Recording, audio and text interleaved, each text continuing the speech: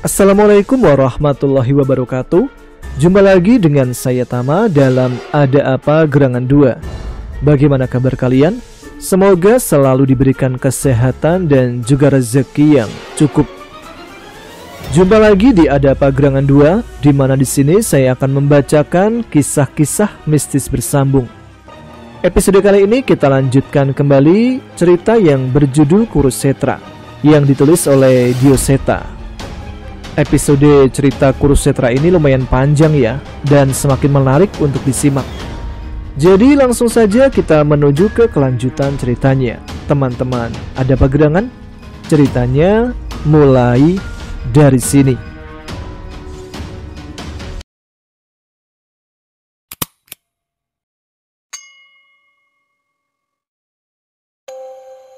Pusat gempa terdeteksi berasal dari Laut Selatan Pulau Jawa.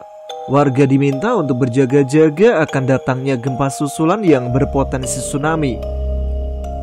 Terdengar suara radio mengalun dari salah satu kapal pencari ikan yang melawan guncangan ombak di perairan Laut Selatan. Beberapa gempa telah mengguncang, menyebabkan getaran yang terasa hingga ke pemukiman penduduk di sekitarnya. Meskipun warga pesisir merasa cemas akan dampaknya, kekhawatiran itu sedikit mereda saat mereka mengetahui pusat gempa berada jauh di selatan Pulau Jawa.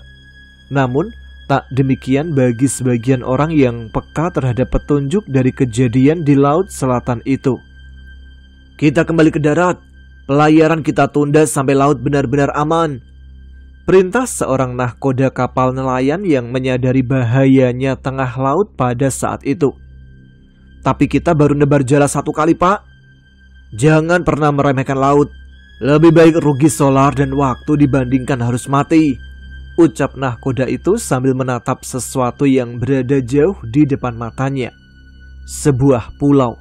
Sepertinya hanya ia seorang diri yang menyadari bahwa pulau itu tidak seharusnya berada di sana. Ia sadar sesuatu yang buruk akan datang dari pulau itu. Jangan ada yang membantah.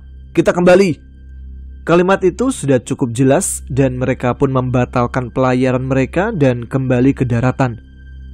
Saat pulau sudah terlihat, seorang anak buah kapal tertegun menatap sebuah batu karang. Ia menatap puncak batu itu dan menyaksikan ada sosok seorang pria berumur yang mengenakan baju hitam dan seorang pria yang mengenakan baju adat Bali yang menatap ke arah pulau jauh di tengah laut itu. Kenapa, Mas? Kok bengong? Tegur awak kapal lainnya. Itu ada orang di atas karang. Ngawur kamu. Gak ada perahu di sana. Lagian mana ada orang yang bisa naik ke karang tengah laut yang seruncing itu. Lah, itu lihat sendiri. Saat menoleh kembali, sosok kedua pria itu sudah menghilang dari puncak batu karang itu. Awak kapal itu pun bingung. Saat itu ia hanya melihat sisa percikan api di sana. Tadi ada di sana? Benar.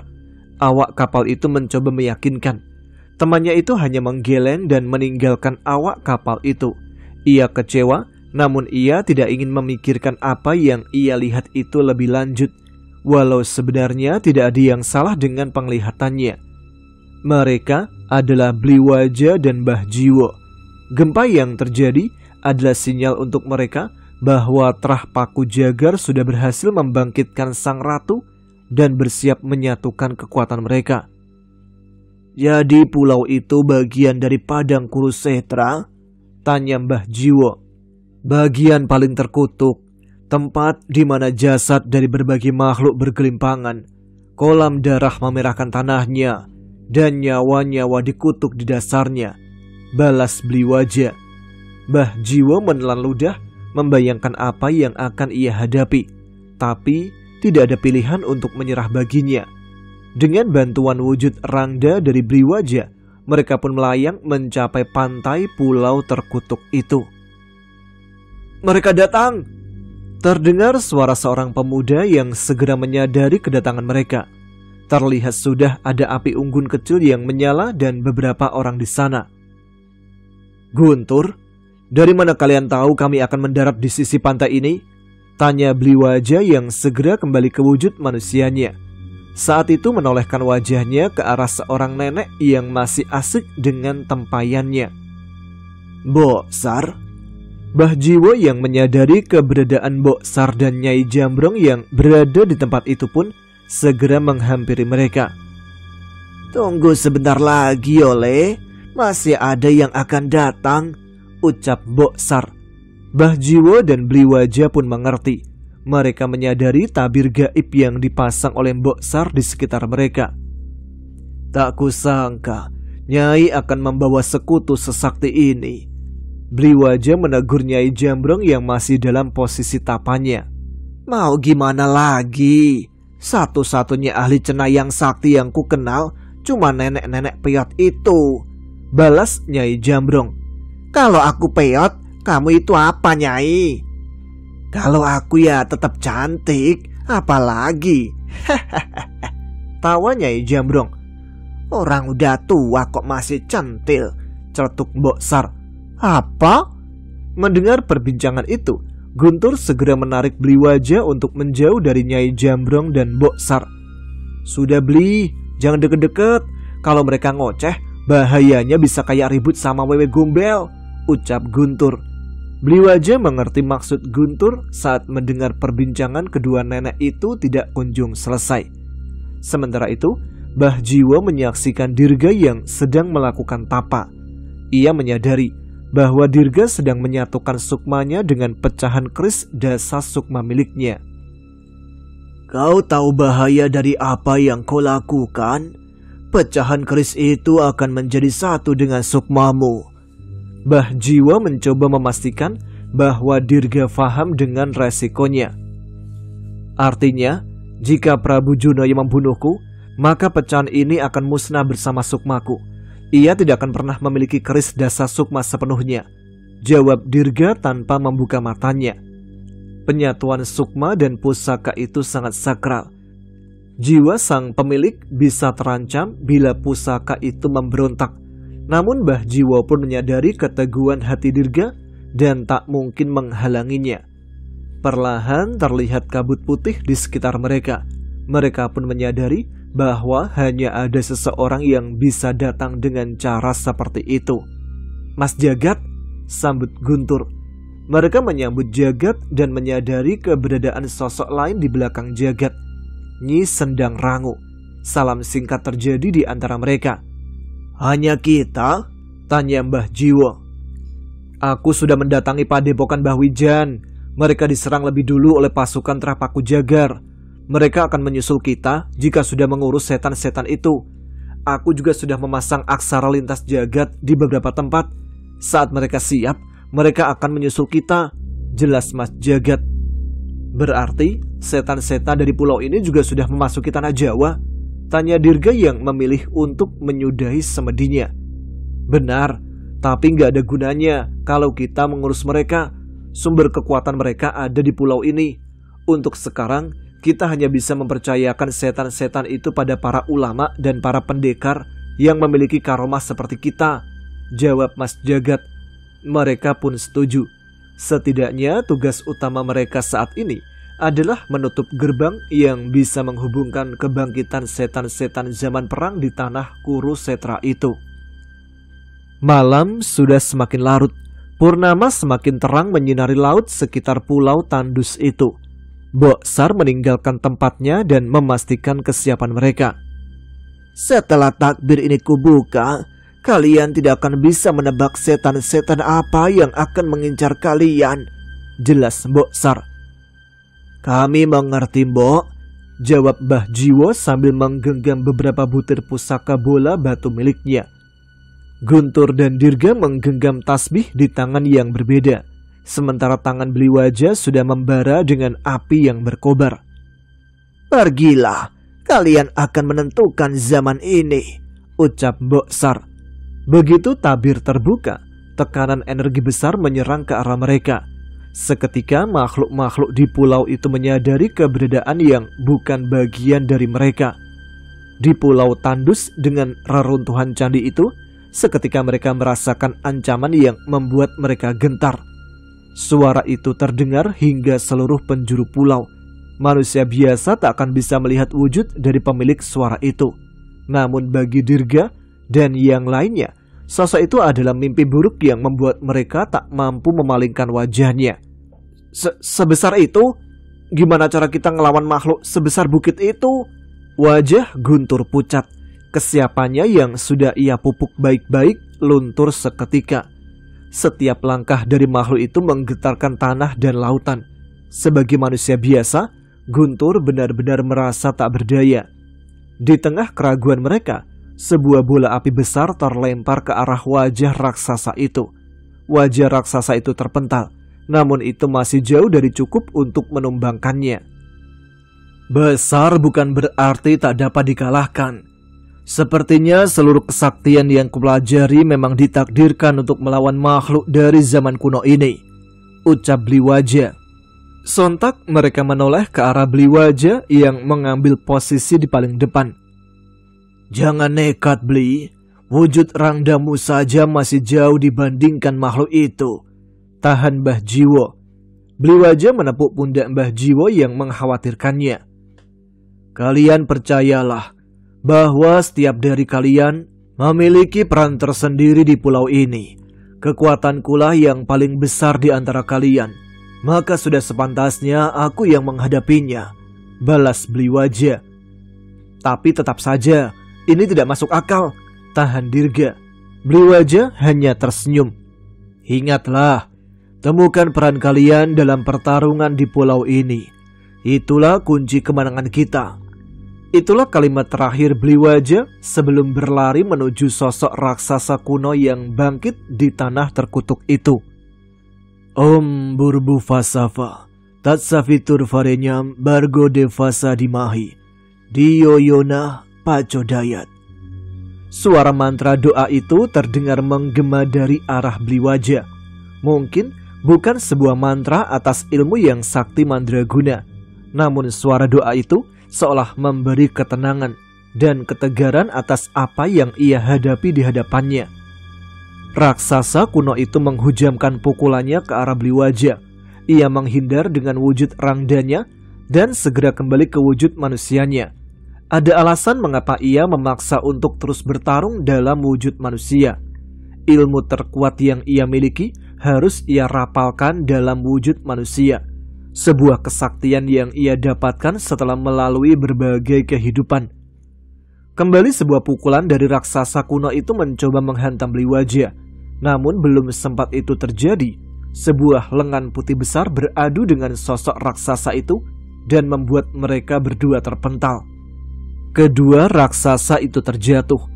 Namun dari jauh, mata Dirga, Guntur, Mbah Jiwo dan yang lain terpana dengan apa yang mereka lihat. Sosok raksasa putih itu muncul dan bangkit dari tubuh Bliwaja. Terlihat Bliwaja begitu tersiksa menahan penggunaan ilmu itu. Namun dengan semua yang ia korbankan, harapan akan kemenangan mereka mulai muncul. Jangan sia-siakan perjuangan Bliwaja. Kita selesaikan tugas kita, teriak Mbah Jiwo. Di tengah pertarungan kedua raksasa itu, Dirga dan yang lain menerobos berbagai roh yang mulai bangkit untuk mengincar mereka. Mereka sudah pergi. Kenapa kau masih di sini, Nyai? Tanya Mbok Sar. Sebuah bola api melayang mengincar tempayan Mbok Sar. Namun sebuah tendangan lincah seorang nenek tua menghalau bola api itu hingga terpental dan meledak. Mana bisa aku membiarkanmu menjadi makanan setan-setan kurus itu? Balas Nyai Jambrong sambil menghadang berbagai setan yang mengincar mereka. Apa aku boleh senang diperhatikan oleh nenek peot? Tawa Mbok Sar yang dibalas tatapan kesal oleh Nyai Jambrong. Tapi muridmu akan menghadapi bahaya yang lebih besar. Sebaiknya kau menyusul mereka. Jangan khawatirkan aku. Nyai Jambrong menoleh ke arah Guntur dan Dirga yang sudah menjauh. Dasar nenek peot, sebaiknya kau jangan meremehkan murid-muridku, tolak Nyai Jambrong. Sayangnya, perbincangan mereka harus terhenti sesaat. Sekumpulan mayat hidup yang tidak sempurna berpakaian prajurit kerajaan mulai bangkit dan menyerang mereka. Jangan incar tubuhnya, incar kutukan di tubuh mereka. Mbok Sar memberi petunjuk. Saat itu, Nyai Jambrong yang bersiap menyerang mayat hidup itu menarik kembali dirinya. Ia mundur menutup matanya dan membacakan doa yang cukup panjang ke tasbihnya berulang-ulang kali. Sebuah pedang berkarat mencoba menebas Nyai Jambrong, disusul dengan tusukan tombak dari mayat-mayat prajurit itu. Namun tanpa membuka matanya, Nyai Jambrong dapat menghindari serangan itu semua. Nyai Jambrong tidak menyerang balik, namun secara perlahan tasbih di genggamannya menyala putih bercahaya. Tasbih itu meledak dan berpencar menghantam mayat prajurit itu. Dari setiap butiran-butiran tasbih itu menggema doa-doa Nyai Jambrong yang kembali terdengar merasuk ke mayat-mayat yang tidak sempurna itu. Setelahnya, butiran tasbih itu kembali ke tangan Nyai Jambrong dan kembali meledak menghantam mayat-mayat hidup lainnya. Setan-setan itu mencoba menghalau ledakan butiran tasbih itu dengan senjata mereka yang berkarat. Namun setiap butiran tasbih itu selalu menemukan jalan untuk menggapai tubuh terkutuk itu. Semoga Sang Pencipta bersedia menenangkan jiwamu, seperti harapku agar ia mengizinkan aku mati dengan layak, ucap Nyai Jambrong. Mayat-mayat hidup itu berhenti bergerak setelah butir-butir tasbih itu menyentuh mereka. Asap hitam keluar dari jasad mereka bersama roh-roh yang begitu tersiksa yang perlahan mulai tenang. Nyai Jambrong mengumpulkan butiran tasbihnya kembali dan kembali membacakan doa.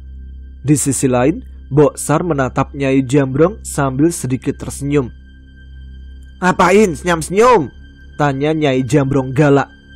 "Ndak, Nyai, kau bertarung menggunakan doa, sesuatu yang tidak pernah kau lafalkan satu kata pun saat dulu," ucap Boksar.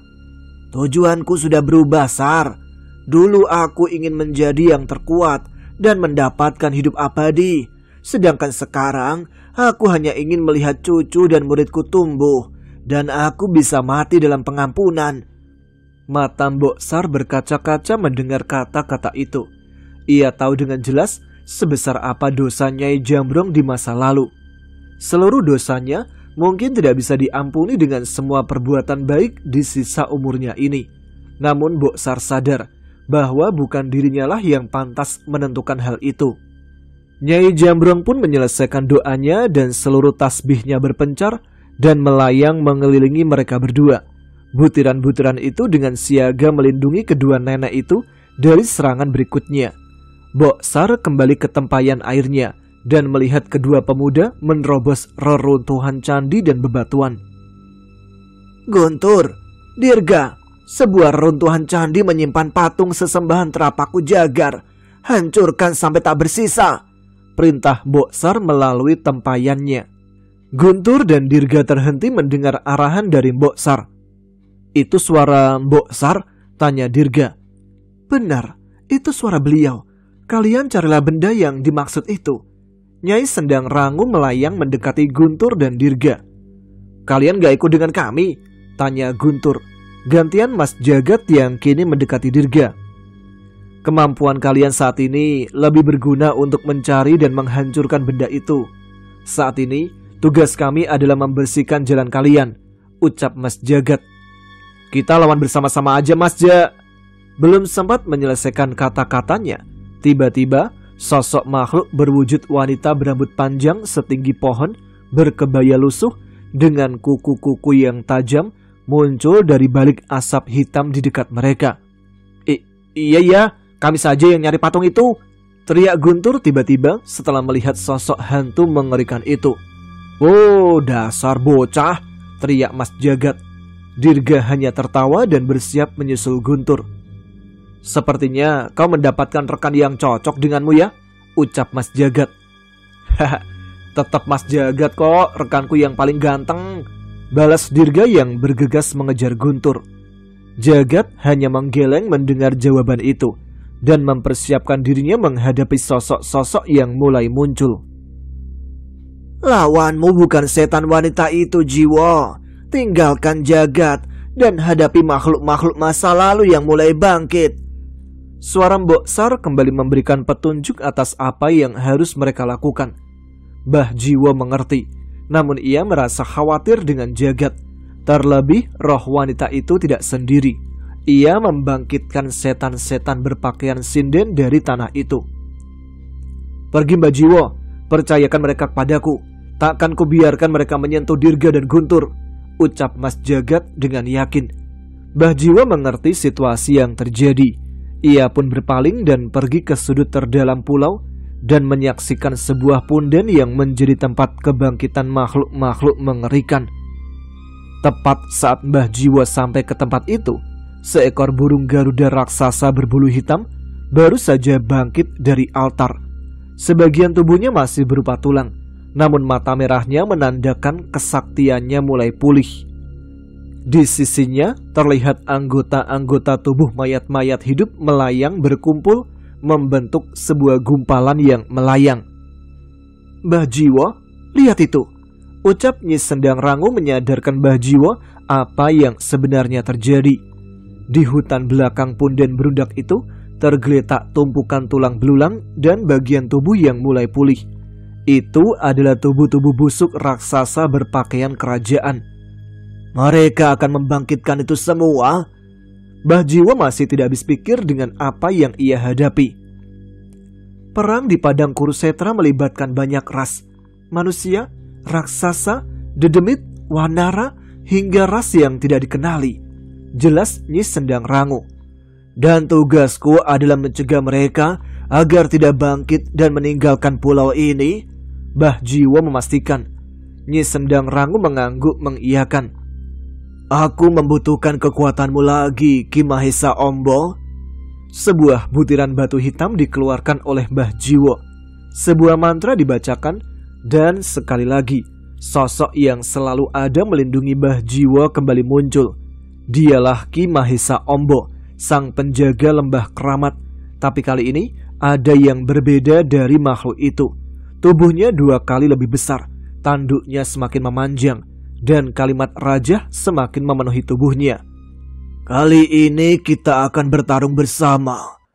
Mbah Jiwo pun mengeluarkan keris sukma geni yang dititipkan oleh Pak Lek dan membacakan mantra pada bilah hitamnya. Mereka berdua pun melesat membabi buta menghadapi setan-setan yang mengejar mereka dan menghancurkan punden berundak dan berbagai reruntuhan di sana. Mbah Jiwo bukan petarung yang handal, namun kali ini bilah hitam keris sukma geni melukiskan api hitam di udara dan membuat setan-setan yang mendekat terbakar dengan api yang tak bisa dipadamkan itu. Siluman Garuda hitam itu pun ikut mengamuk dan menghembuskan angin yang membuat Mbah Jiwo kehilangan keseimbangan. Ia pun memancarkan kekuatan hitam dan ingin segera menghabisi mereka berdua. Namun Ki Mahesa Ombo sudah siaga melindungi Mbah Jiwo. Kedua makhluk itu berbenturan. Sosok besar Ki Mahesa Ombo beradu serang dengan sosok Garuda raksasa yang tak henti-hentinya mencoba mencabik-cabik Ki Mahesa Ombo. Kobaran api hitam menari-nari di sekitar pertarungan Mbah Jiwo. Sementara benturan besar terus terjadi antara pertarungan Ki Mahesa Ombo dengan siluman Garuda itu. Nyi Sendang Rangu pun melayang memastikan semua keadaan yang terjadi. Apa mereka sudah menempati bagiannya masing-masing? Suara Mbok Sar terdengar oleh Nyi Sendang Rangu. Iya Mbok Sar, tapi perbandingan kekuatan mereka terlalu jauh, jawab Nyi Sendang Rangu. Tidak ada yang salah dengan ucapan Nyi Sendang Rangu. Walau Bliwaja sudah memanggil raksasa putih, buah kesaktiannya itu masih tak mampu menumbangkan raksasa kuno itu. Entah sampai kapan ia bisa bertahan dengan ilmunya. Sementara Mas Jagat hanya mampu mengalihkan setan wanita itu ke berbagai alam. Untuk menghabisi mereka bukanlah perkara mudah. Ajian watu geninya pun masih belum cukup untuk menghadapi mereka. Sementara Guntur dan Dirga masih bergelut dengan mayat hidup dan tipu muslihat yang menjebak mereka. Di sini peranmu Nyi Sendang Rangu. Hanya kau yang bisa membuat keajaiban di pulau ini. Nyi Sendang Rangu mengerti, namun ia menyadari kemampuannya sendiri. Hujannya selama ini memang bisa menghubungkan alam gaib dengan alam manusia. Namun hal itu tidak akan begitu berpengaruh saat ini. Yang bisa ia lakukan hanya menghubungkan energi gaibnya melalui setiap rintikan hujan di pulau itu. Setiap tetesnya akan membantu rekan-rekannya untuk kembali pulih, sekaligus menenangkan setan-setan yang belum dikendalikan. "Guntur, belakangmu!" teriak Dirga. Guntur yang berusaha berlari secepat mungkin dikejutkan sesosok kepala yang melayang mengincar lehernya. Hanjasira sial!" ucap Guntur yang kaget dan berbalik menendang sosok hantu berwujud kepala penghisap darah itu. Jangan tendang ke sini lah!" Dirga yang kaget saat kepala itu melayang ke arahnya pun menendang balik hingga kepala itu terpental begitu jauh. "Gak sopan, kepala orang tua kamu tendang-tendang," protes Guntur. "Kan kamu duluan, kan kepepet." Sayangnya hantu Hanjasira itu hanya salam pembuka dari setan-setan di pulau itu. Tubuh-tubuh yang melayang mulai bermunculan mengerubungi Dirga dan Guntur. "Sial, sampai wedon aja ada," protes Guntur. Walau mengeluh, Guntur masih tidak berhenti bertarung. Ia pun sudah mengikatkan tasbih di lengan kirinya dan menyeimbangkan kekuatan Wanasura di lengan kirinya. Hempasan energi dari pukulan yang ia arahkan ke tanah membuat ruang dan mementalkan setan-setan di sekitarnya. "Tidak akan sempat bila kita melawan mereka semua. Biar aku yang menghalau mereka, kau fokus mencari candi itu," teriak Guntur. Dirga pun mengerti. Ia mencari reruntuhan tertinggi dan berdiri di atasnya. Guntur dengan lincah menghalau setan-setan yang mencoba mendekat ke arah mereka. Terlalu banyak reruntuhan candi di pulau itu. Hampir semua memiliki bentuk yang sama. Namun Dirga sadar bahwa ia harus menemukan apa yang ia cari dengan instingnya itu. Ia pun mengambil posisi semedi dan memanggil keris Dasa Sukma muncul dari sukmanya. "Itu seperti Mas Danan, kau menyimpan kerismu di dalam sukma?" tanya Guntur yang kagum dengan hal itu. "Kurang lebih seperti itu, hanya saja sukmaku bersatu dengan keris Dasa Sukma," jawab Dirga. Mendengar penjelasan itu, Guntur menggaruk kepala tak mengerti dengan penjelasan Dirga. Namun ia tak peduli. Ia percaya Dirga yang lebih berkepala dingin itu pasti mengambil keputusan dengan pertimbangan yang matang. "Guntur, aku titip tubuhku," ucap Dirga. Guntur menoleh sebentar dan mengangguk. Saat itu, keris Dasa Sukma melesat dengan cepat menuju candi-candi di sekitarnya. Kesadaran Guntur menyatu dengan keris Dasa Sukma hingga ia bisa mengetahui apa yang ada di sekitar kerisnya itu. Keris itu pun melesat menembus berbagai candi yang masih berdiri. Namun tak ada satupun sosok patung yang dimaksud oleh Mbok Sar. Dirga pun meluaskan jangkauannya dan mencari ke seluruh pulau. Satu persatu semua candi yang ia lewati, ia masuki dengan wujud keris Dasa Sukma. Namun tetap saja nihil. Sebaliknya, ia melihat keadaan Mas Jagat yang mulai kewalahan. Tubuhnya dikelilingi oleh kobaran api dari ajian watu geni miliknya. Namun roh setan wanita yang mengincarnya tidak mati hanya dengan kobaran api itu. Bliwaja terduduk memuntahkan darah. Pertarungan antara raksasa yang tidak masuk di nalar itu berdampak pada dirinya. Rupanya sosok raksasa putih itu adalah perwujudan dari jiwanya. Setiap serangan yang diterima oleh raksasa putih itu akan melukainya. "Dirga, cepat! Mereka semakin banyak!" Suara Guntur terdengar dari tubuh Dirga. Sialnya, apa yang Dirga lakukan benar-benar menghabiskan tenaganya. Ia susah payah mempertahankan kesadarannya. Keris Dasa Sukma pun terjatuh di antara mayat-mayat hidup yang mulai bangkit. Ilmu itu benar-benar menguras tenaga dan kesadarannya. Sesosok panglima mayat hidup menyadari keberadaan keris Dasa Sukma yang tergeletak itu dan menghampirinya. "Ini milik tuanku." Sosok berwajah busuk itu tersenyum dan bersiap mencabut keris yang masih berisi kesadaran Dirga itu. Tepat saat keris Dirga digenggam oleh sosok itu, kekuatan hitam mengalir dan merasuk ke dalam keris Dasa Sukma. Tubuh Dirga semakin pucat, beberapa bagian tubuhnya menghitam. "Dirga, apa yang terjadi?" Guntur panik, namun tidak ada jawaban apapun dari Dirga. "Mbok Sar, kalau kau dengar, tolong Dirga!" teriaknya lagi. Mbok Sar menyadari bahaya itu, tapi di sisi lain, Mbok Sar menyadari akan sesuatu. Ada sosok yang mendekat dari arah Pulau Jawa. Sepertinya keberadaan mereka disadari oleh Trah Paku Jagar. "Nyi Sendang Rangu, tidak ada waktu lagi!" teriak Boksar. Saat itu Nyi Sendang Rangu memutuskan untuk melemparkan selendangnya. Selendang itu melayang memutari pulau itu dan membawa angin yang begitu besar. Ia menurunkan hujan deras sehingga badai besar menguasai pulau itu. "Badai Sendang Panyondro, badai ini hanya bertahan sesaat. Selesaikan semuanya," katanya Sendang Rangu. Suara itu terdengar ke seluruh pulau dengan bantuan Boksar. Secara tiba-tiba, Bliwaja merasakan kekuatannya mulai pulih dan energi besar mengalir ke dirinya. Ini? Bliwaja menyadari bahwa seorang Nyi Sendang Rangu pun berkorban di pertarungan ini.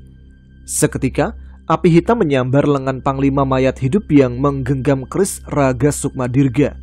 Tangan itu terbakar dan keris Dirga terjatuh. "Kau tidak pantas menyentuh pusaka itu," teriak Mbah Jiwo. "Manusia brengsek!" Panglima itu kesal, namun Mbah Jiwo menantangnya 1 lawan 1.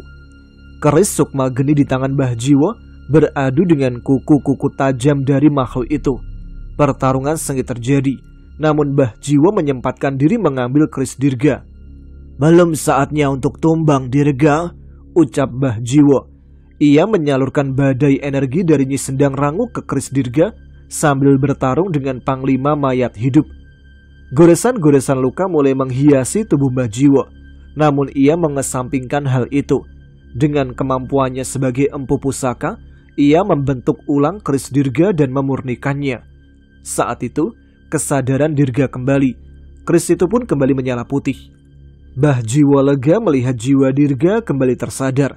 Ia pun melepaskan keris Dirga dan membiarkannya melayang. "Selesaikan kekacauan ini," teriak Mbah Jiwo.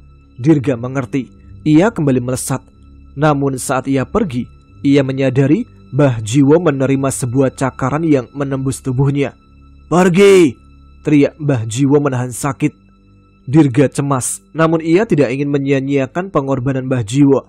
Mengetahui keris Dasa Sukma terbang menjauh, Panglima mayat hidup itu berpaling dan mengejar keris Dirga. Namun sebelum semakin jauh, Mbah Jiwo membaca sebuah mantra dengan keris Sukma Geni di hadapan wajahnya. "Hanguslah hingga tak bersisa."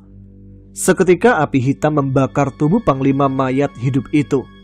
"Apa ini? Dari mana datangnya api ini? Panas!"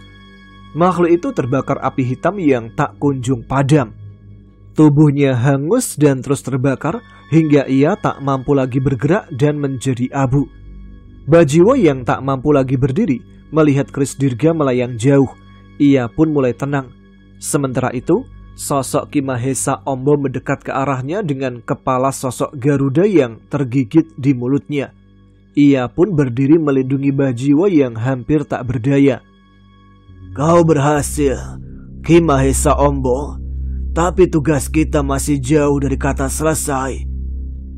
Di sisi lain pulau ini, Jagat yang hampir putus asa mulai merasakan tenaga yang melimpah mengalir dari badai yang membasahi tubuhnya.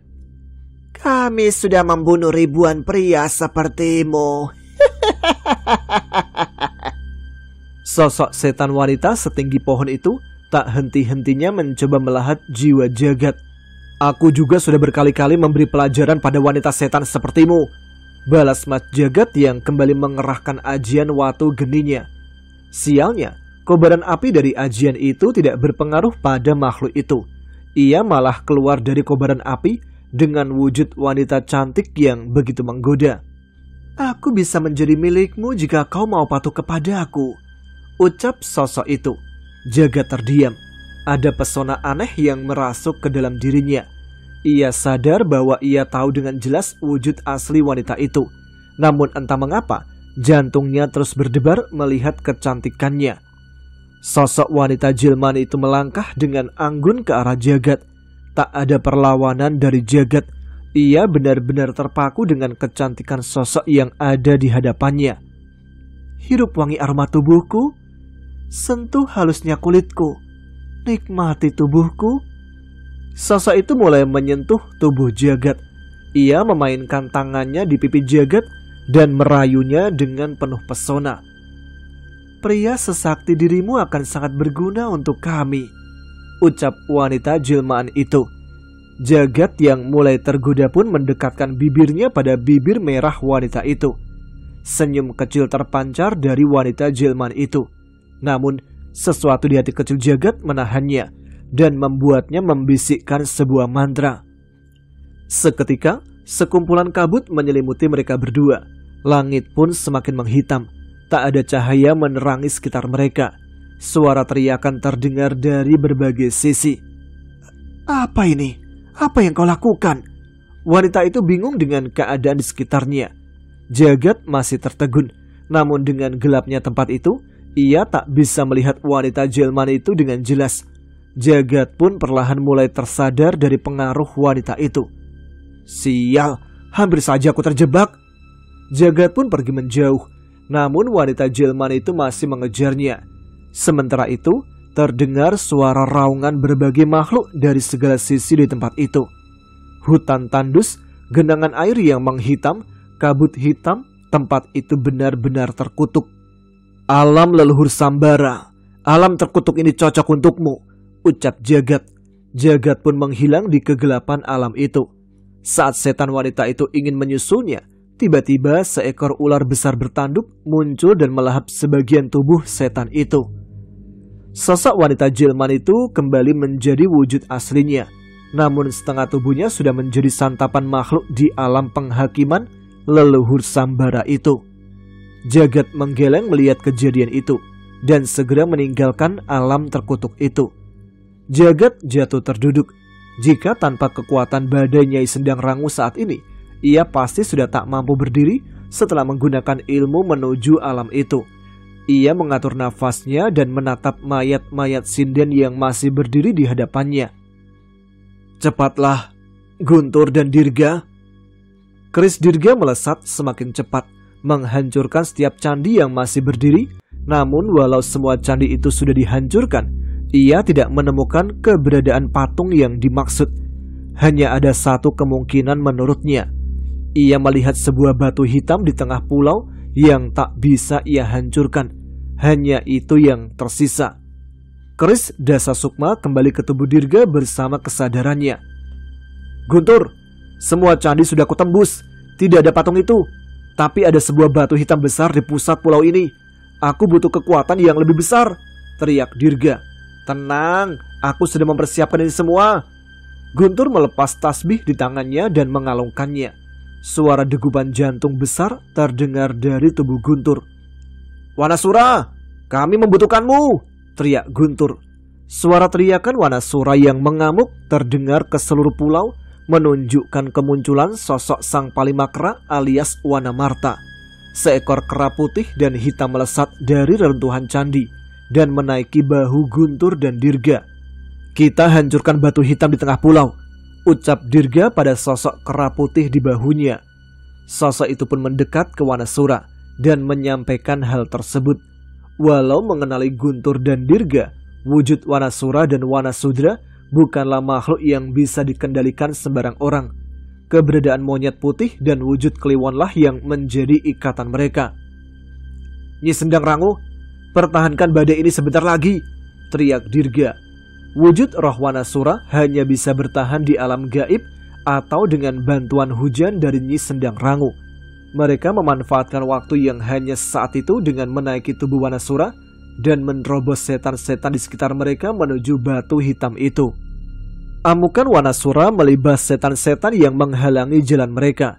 Sementara itu, keris Dasa Sukma terus melayang menembus tubuh setan-setan di sekitarnya. Dengan sekali hantaman, batu hitam itu pun hancur dan meruntuhkan tanah di sekitarnya. Benar tebakan Dirga. Candi itu tersembunyi di bawah tanah di bawah batu itu. Hancurkan Wanasura, hancurkan patung dalam candi itu, teriak Guntur. Wanasura pun menghantamkan tubuhnya hingga candi itu hancur. Terlihat sosok patung besar yang mengerikan di dalam candi di bawah tanah itu.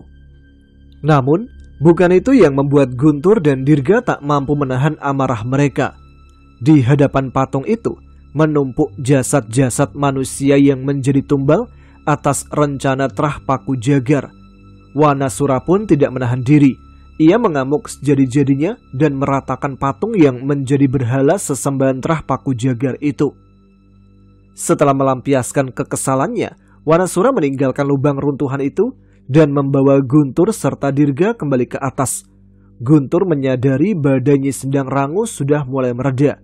Ia pun meminta Wanasura untuk kembali dan mengikatkan kembali tasbihnya di tangannya. "Terima kasih Wanasura," ucap Guntur. Tepat setelah kehancuran patung itu, raksasa yang dihadapi Bliwaja tak lagi mampu mempertahankan wujudnya. Tak ada lagi mayat-mayat hidup yang bangkit di pulau itu. "Apa kita berhasil?" tanya Dirga. Guntur ragu. Ia menatap ke arah langit dan menyaksikan Nyi Sendang Rangu sedang menatap dengan wajah waspada ke salah satu sisi. Ada seorang tak jauh di hadapannya. "Kau sudah terlambat. Gerbangmu sudah kami musnahkan," ucap Nyi Sendang Rangu. Tak jauh di hadapannya melayang sosok wanita berkebaya hitam dengan wajah yang semakin muda dari kemunculannya sebelumnya. Dia adalah Nyai Ratu Tanusedo, sang ratu terah paku jagar. "Kalian melakukan hal yang sia-sia. Kebangkitanku sudah lebih dari cukup untuk menguasai alam ini," ucapnya. Nyai Ratu Tanusedo tidak hanya menggertak. Dengan sebuah gerakan tangan, sosok raksasa yang bertarung dengan Bliwaja berubah mengecil, mengambil wujud manusia berkulit hitam berpakaian kerajaan. Ia melayang mengambil posisi di belakang Ratu Terah Paku Jagar itu. Tidak hanya raksasa itu, gumpalan tubuh mayat yang berhadapan dengan Ki Mahesa Ombo dan puluhan makhluk dengan kekuatan mengerikan melayang membentuk pasukan di belakang Ratu Terah Paku Jagar itu. Nyi Sendang Rangu tidak gentar. Ia dengan tegar menghadapi sosok pasukan mengerikan di hadapannya. Namun dia tidak sendiri. Di belakang Nyi Sendang Rangu berdiri Bliwaja, Dirga, Guntur, Jagat, Nyai Jambrong, Boksar, Bah Jiwo, dan Ki Mahesa Ombo. "Kita selesaikan semua di sini," gertak Nyi Sendang Rangu. Nyai Tanusedo menatap mereka semua dan menyaksikan kehancuran di pulau itu. Saat itu, ia merasa ragu untuk menghadapi mereka semua. Ia tidak mau rencana yang ia susun ratusan tahun gagal hanya dengan sebuah pertarungan. "Tidak sekarang, akan kuhancurkan tanah tempat kalian tinggal dan seisinya. Jasad mereka akan cukup untuk memperpanjang umur kami ribuan tahun lagi." Nyai Tanusedo dan pasukan-pasukan yang tersisa dari pulau itu pun mundur menjauh. Nyi Sendang Rangu menatap mereka dengan waspada. Dan saat mereka menghilang dari penglihatan, Nyi Sendang Rangu pun terkulai dan jatuh. Nyai Jambrong yang menyadari hal itu melompat dari ujung-ujung reruntuhan dan menangkap Nyi Sendang Rangu. "Gertakanmu berhasil, Nyi," puji Nyai Jambrong. "Syukurlah, sekarang mereka tidak bisa menambah kekuatan lagi. Pertarungan akhir akan terjadi," ucap Nyi Sendang Rangu yang berusaha kembali berdiri.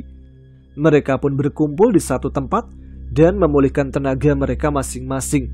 Luka mereka cukup parah, namun pertarungan besar tak bisa dihindari. Tapi di saat genting itu, tiba-tiba Boksar tersenyum.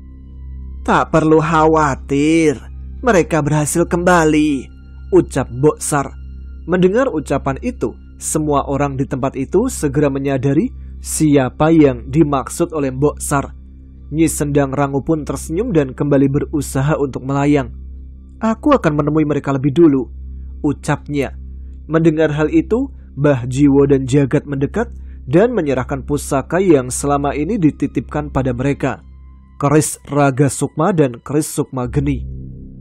"Mereka akan membutuhkan ini." Nyi Sendang Rangu mengangguk. Sesaat setelahnya, seekor kera putih dan seekor kera hitam ikut berlari dan berdiri di pundak Nyi Sendang Rangu. Ia pun segera melesat menuju arah ketiga pendekar yang akan menentukan akhir perang gaib ini. Sementara itu, di sebuah gua di lereng gunung, seorang pemuda duduk seorang diri di gua yang dingin menanti kedatangan seseorang.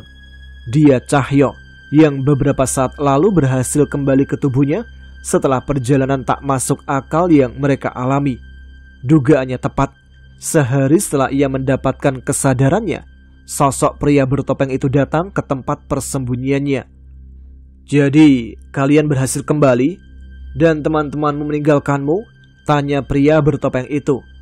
"Tentu saja, aku yang memutuskan untuk tetap di sini untuk menemuimu. Mereka menitipkan ucapan terima kasih," balas Cahyo. "Jangan besar kepala, semua ini demi tujuanku." Mengetahui Danan, Cahyo dan Pak Le sudah sadar tidak ada alasan lagi untuk pria bertopeng itu berada di gua itu. Ia pun berpaling untuk pergi. "Tunggu dulu, ada urusan yang harus kita selesaikan," ucap Cahyo. Pria bertopeng itu pun berhenti dan menggenggam wayang wanara di punggungnya. "Kau ingin bertarung di sini?" balasnya. "Bukan, aku baru sadar akan sesuatu." Mengetahui Cahyo tidak ada niat bertarung, pria bertopeng itu pun melepaskan kembali wayangnya dan berbalik. "Aku yakin tidak ada satupun warga desaku yang selamat. Pak Le sudah memeriksa berkali-kali dan aku percaya dengan ucapannya. Setelah melalui perjalanan beberapa waktu lalu, aku sadar bahwa berbagai hal tak masuk akal terjadi di alam ini. Salah satunya adalah keberadaanmu. Kau tidak seharusnya ada di semesta ini," ucap Cahyo. "Jadi kau sudah tahu siapa aku?" tanya pria bertopeng itu. "Tak kusangka cukup sulit untuk mengenali diri sendiri, iya kan, Cahyo?" Pria bertopeng itu pun membuka topengnya. Wajahnya penuh dengan luka. Namun di balik topeng itu ada wajah yang sangat ia kenali. Itu wajah Cahyo dengan kondisi yang jauh lebih mengenaskan dibanding Cahyo di hadapannya. "Wajir!" Baiklah, sampai di sini dulu cerita Kurusetra dari Dioseta. Kita akan lanjut ceritanya pada episode selanjutnya ya, yang akan tayang besok sore seperti biasanya.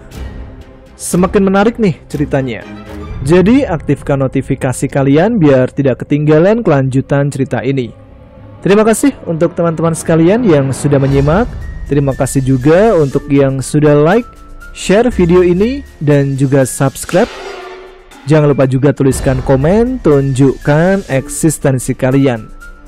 Baiklah, saya Tama sekarang harus pamit. Kita jumpa lagi di episode selanjutnya. Tetap semangat, jaga kesehatan. Wassalamualaikum warahmatullahi wabarakatuh.